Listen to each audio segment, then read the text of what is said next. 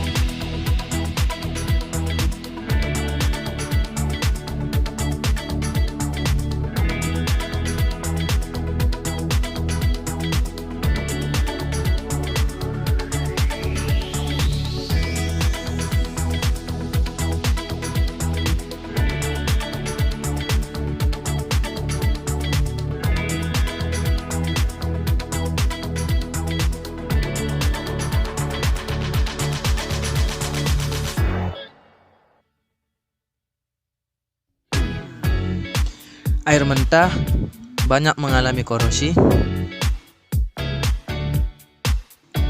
dan air matang banyak juga mengalami korosi.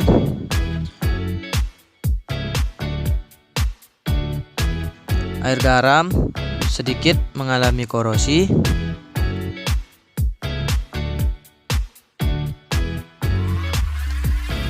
Minyak tidak mengalami korosi. Dan yang terakhir, air sabun sedikit mengalami korosi.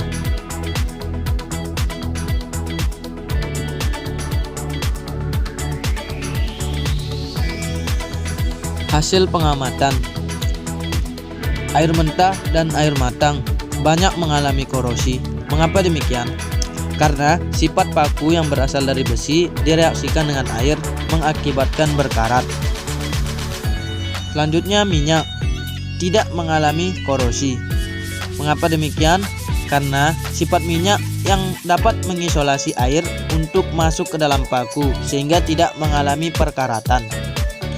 Kemudian garam sedikit mengalami korosi karena garam terdapat kandungan NaCl yang menghambat pertumbuhan bakteri Galeonella.